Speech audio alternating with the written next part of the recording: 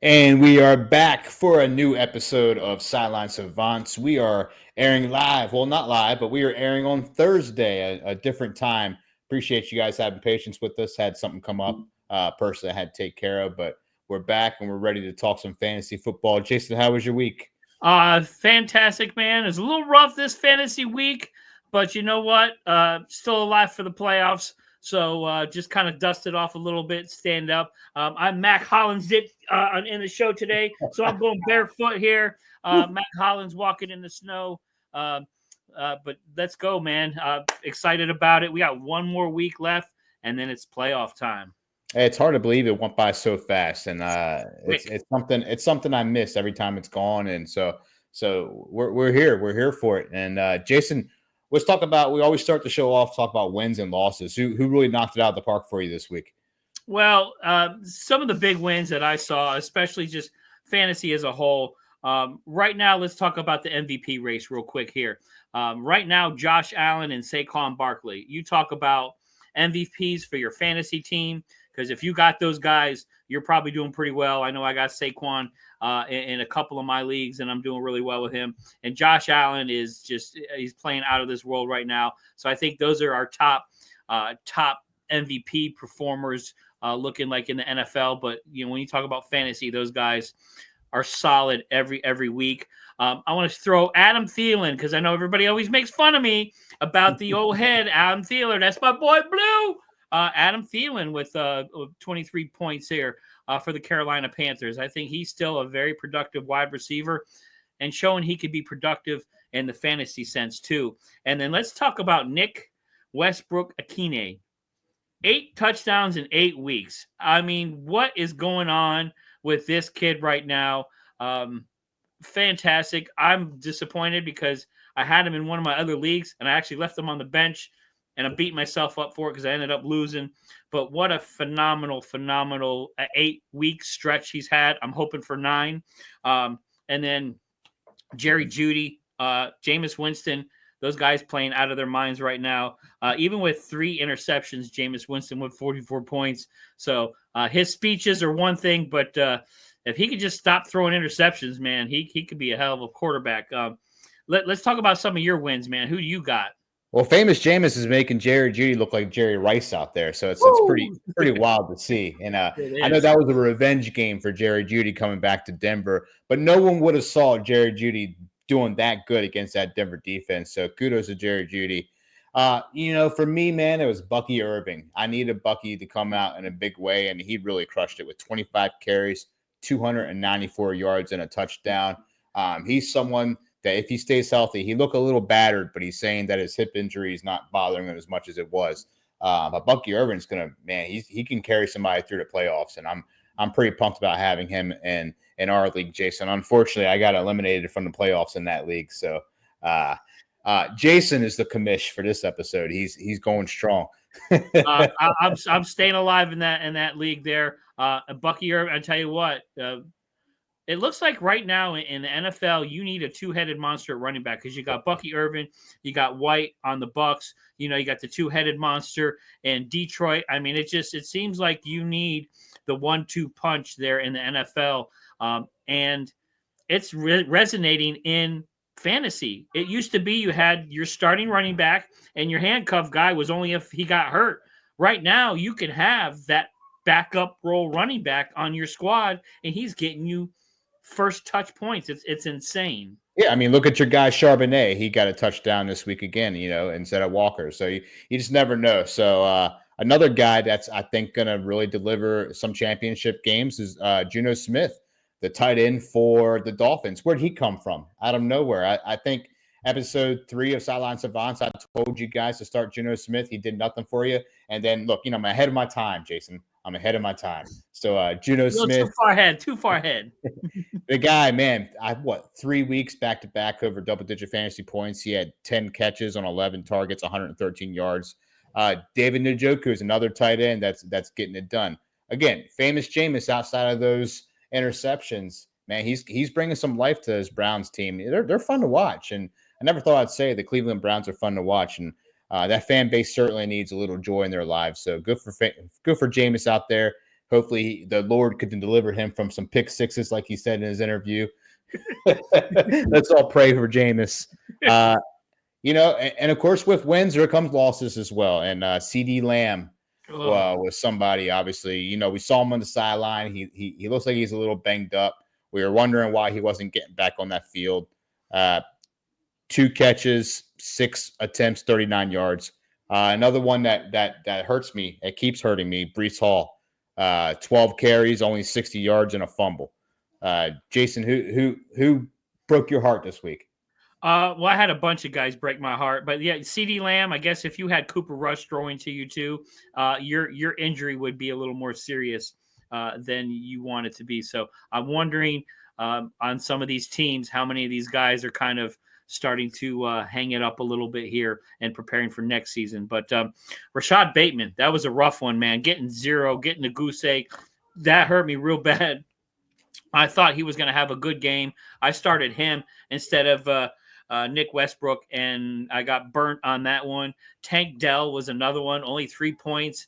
That Houston offense, especially now that Nico Collins is back, he's doing great, but the rest of that offense has been suspect, although, excuse me, Dalton Schultz had more points on that than Tank Dell did. And then what's up with Kirk Cousins?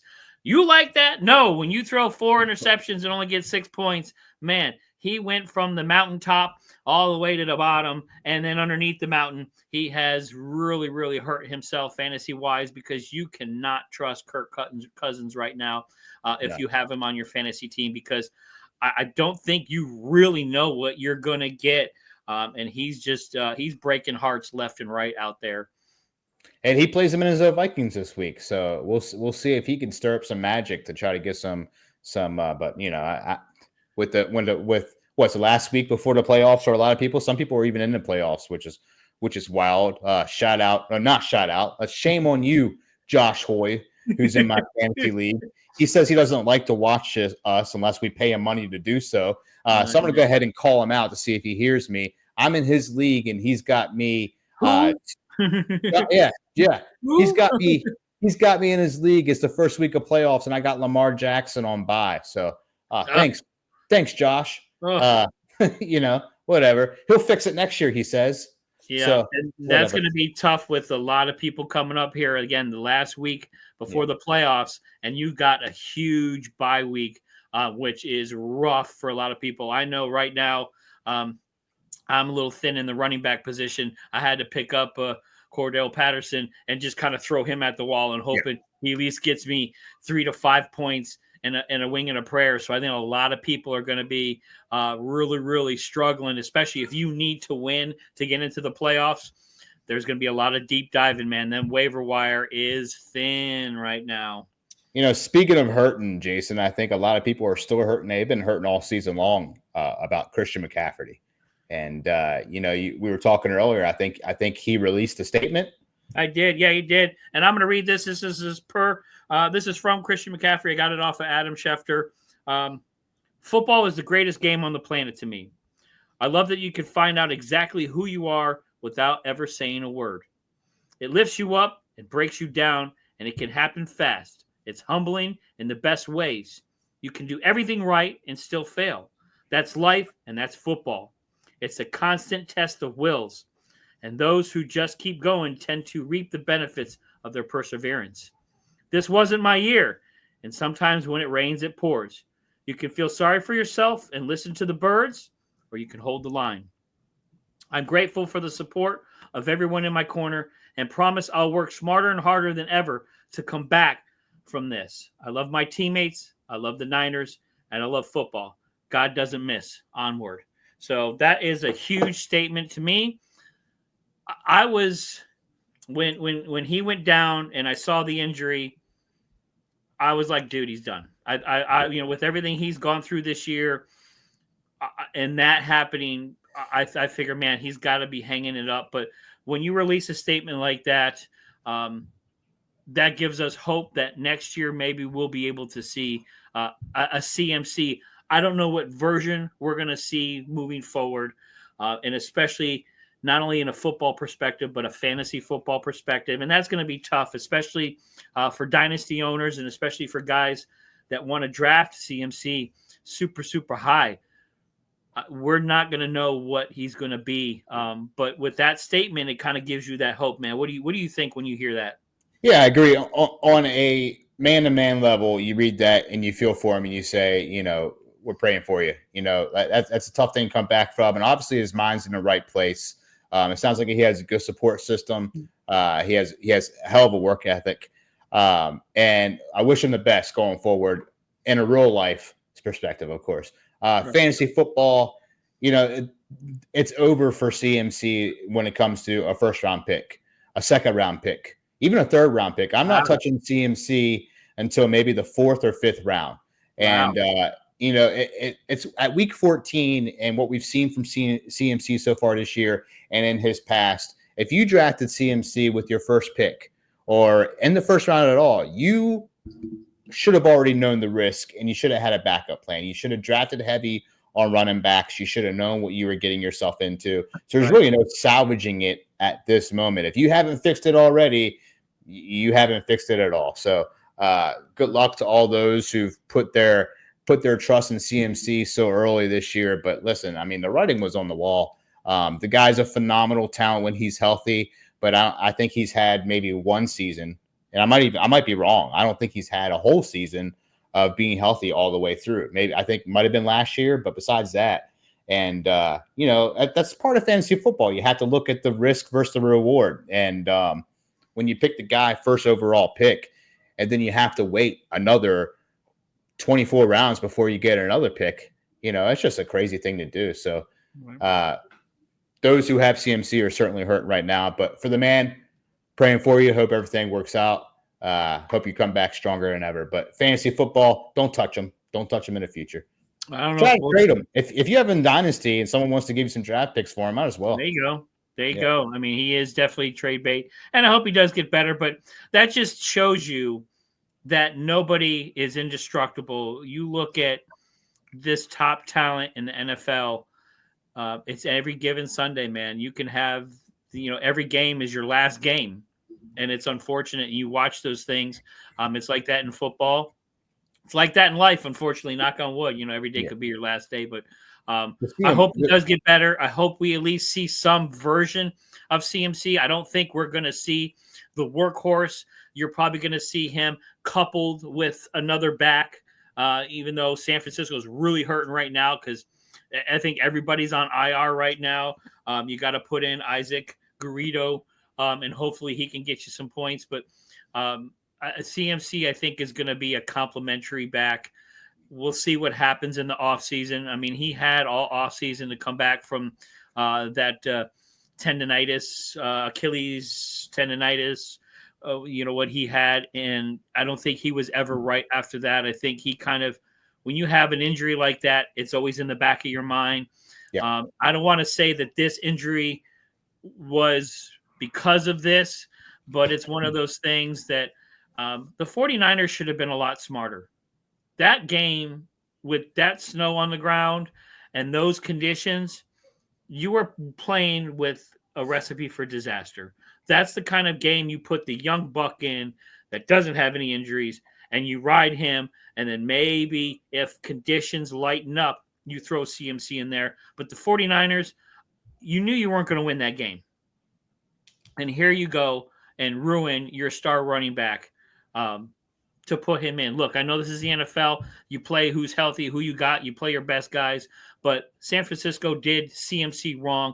They should have sat him for that game because they were not going to win there in Buffalo with those field conditions. And I think that attributed to the injury. But that's just my 2 cents on it there.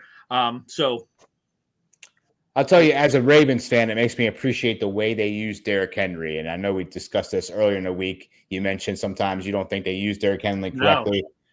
But Derrick Henry is healthy, and they're protecting him. So I needed him this weekend, but he's on bye. So he's going to be super healthy for the playoffs. So I'm hoping for it. But, yes, the Ravens do that. So, all right, Jason, starts and sits. Who you got for quarterback this week? Well, you know what, QB, I am shocked, and I've been kind of shocked a lot this season. But right now, Bryce Young is playing really, really well. Philly does not have a very good secondary. He dropped 25 points versus a good Tampa Bay team. He's playing for his job essentially because there's no way you can't hear the noise. And Bryce Young hears the noise about being a bust. So the last 2-3 weeks, he has really stepped up. Thielen back. He's feeling Leggett. He's got some weapons there with more. Chupa Hubbard is, talk about a running back that came out of nowhere and has really, really performed very well. And I know that has helped you a couple times there. But I'm starting Bryce Young versus Philly, man. He has really stepped up and did something special and turned the narrative around. If he can continue this and play really well towards the end of the season and continue that in the next season, I think this may save his career. I was hoping for something like this with Danny Dimes, but it didn't work. We had to bury him in the back, but that's a whole nother story. And if I have to sit somebody, Patrick Mahomes has been absolutely horrible this year. On the grand scheme of things, everybody says he's the greatest quarterback of all time. They put him up there with Tom Brady, da-da-da-da-da.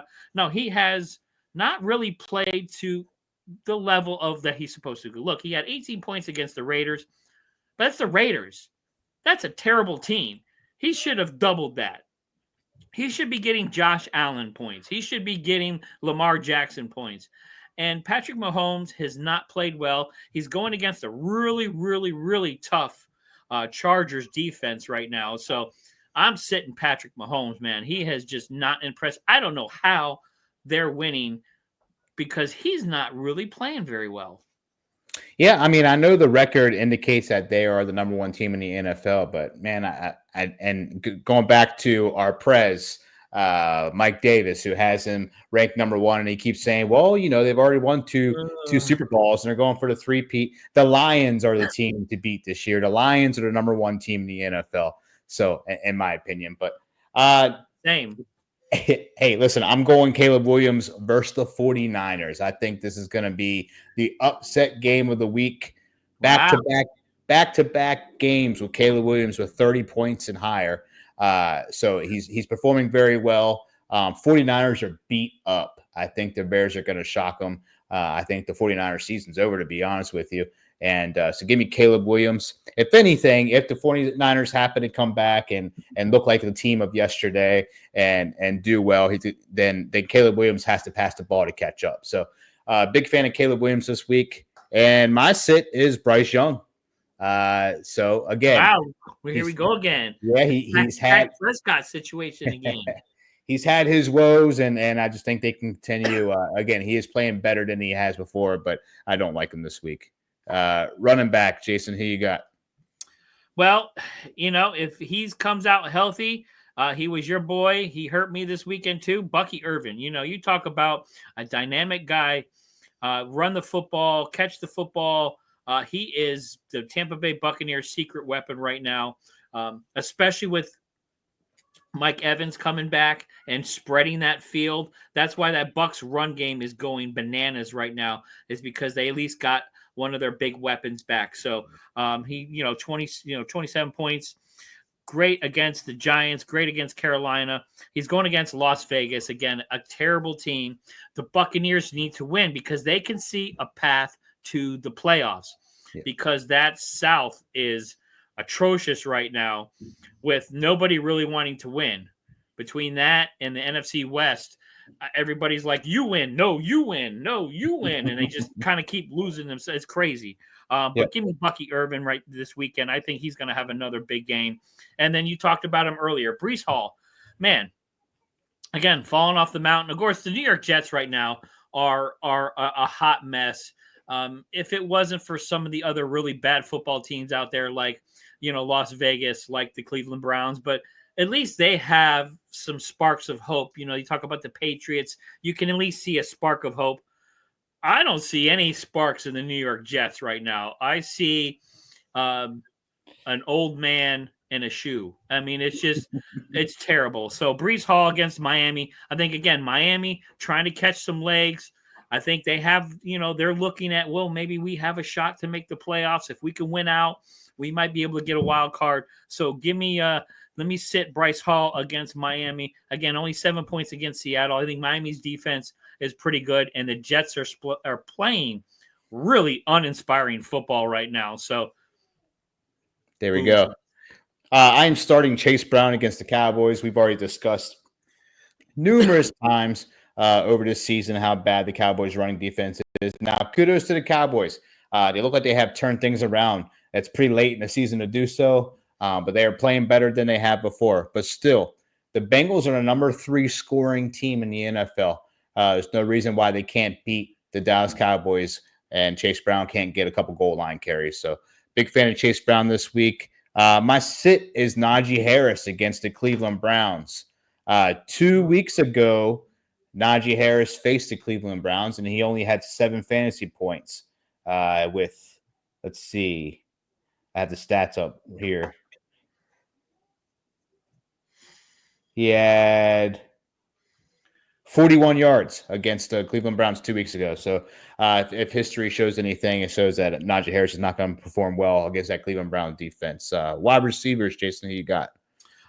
Let's go with right now, Seattle.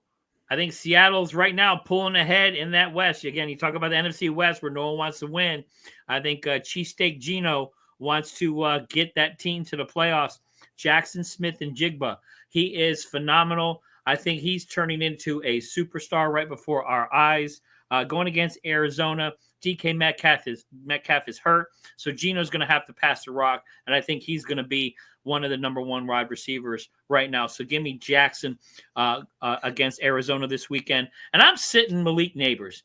New York Giants. As a New York Giants fan, our season is done. Let's just put it out there. We want a top draft pick. Dude, we get it. This is not a secret. Don't give me this, oh, we're going to play because we're professionals. That's bullshit. Excuse my language. But sit Malik Neighbors. For the love of God, do not get this kid hurt. He is the future of the franchise. You guys are not playing for anything right now. You're playing for a top draft pick. I'm sitting Malik Neighbors, and I hope the New York Giants do the damn same. Please do not get him hurt. Because if he goes out there and something happens to him, we blow something out, you're just gonna set yourself back even farther. Excuse me, I'm getting a little hyper here with my Giants and my G-men making stupid moves over and over again. That's passion. That's passion, baby, and I love it. So, give me my start for wide receiver this week is going to be Darnell Mooney for the Atlanta Falcons. Listen, we talked about it. It's Kirk Cousins going back up against the Vikings this week. He's going to be throwing some rockets out there to try to win this game. And Darnell Mooney is their deep threat. So give me Darnell Mooney going up against the Vikings. I don't think Kirk Cousins is going to do enough to win the game, but he's certainly going to fight like hell to try to do so. So Darnell Mooney. My sit, I'm sitting all the Packers wide receivers against the Lions. Wow. Against the Lions defense. Wow. I don't know who to play on this Packers team. One week it's Romeo Doubs. Next week it's Wicks. The week after that it's Watson. You just don't know. Tucker Kraft seems to be the kind of insurance policy for Jordan Love. So every now and then. So I don't know. I think the Lions are going to crush the Packers this week and make a statement going into the later half of the NFL season. So I'm not really high on any Packers wide receivers. Wow. All right. Well, let's see. You go. What you got for tight end, man? Tight end right now. Tight end. I just mentioned him. I'm going Tucker Kraft. He finally had himself a decent game. Jordan Love has to throw the ball to somebody. 10 plus fantasy points last 2 weeks. Back-to-back games. Tucker Kraft showing like he has some life to him. So give me Kraft. My sit might be surprising, but I'm sitting Evan Ingram against the Tennessee Titans. Wow. Listen, we got Mac Jones. Looks like he's going to start this game after that brutal hit. Mac Jones. After that brutal hit that T-Law faced last week. But, I think T-Law slid a little too late on that play. But listen, yeah, I know it. Evan Ingram, sitting him. We got the emergence of that tight end, his backup tight end Strange, who's been catching touchdowns lately, and also we have the emergence of Parker Washington, which is a wide receiver for the Jacksonville Jaguars, that Mac Jones seems to have chemistry with. So if that's the fact, if Mac Jones and Parker Washington has that chemistry, that leaves Evan Ingram as the fourth target in that offense. So I'm sitting Evan Ingram's. Well, you talked about here my start. You talked about him earlier, Jonnu Smith. 28 points, 23 points, 21 points. He has been on a freaking tear out of nowhere. It is amazing. And I look for him to continue it because the Dolphins are doing some smart things. When he does that, they win. So, again, they're going against the woeful Jets. I think the Jets have a good defense, but I really think that team has kind of given up on everything right now. So Jonnu Smith, I think, is going to have another big game against those New York Jets. And I'm sitting him because I can't freaking stand him. He's killed me before, but he's terrible. Mr. Kyle Pitts. Let's get Mr. Kyle Pitts out of here. We're going to sit him against, again, that Chargers defense. Or I'm sorry, he went 0 points against the Chargers defense. He's going against Minnesota. Minnesota's got a really, really good defense.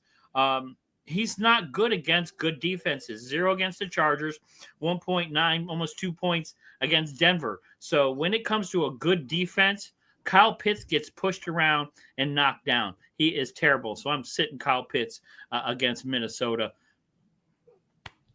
All right, Jason, who is your sleeper this week? I really, you know what? It's tough. This is the week before the playoffs.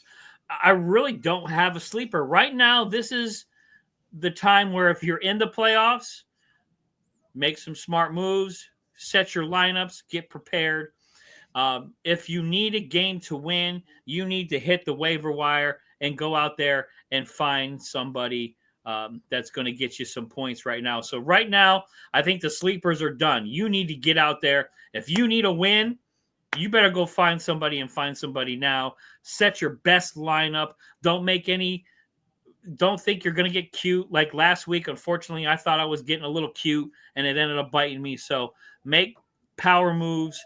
Do something that's going to get you in position to get that final win to get you in the playoffs, man. Don't worry about sleepers. Just go for points and go for the best guy you can find. But I think you may have somebody. Give me somebody. If you got a sleeper, let the people know.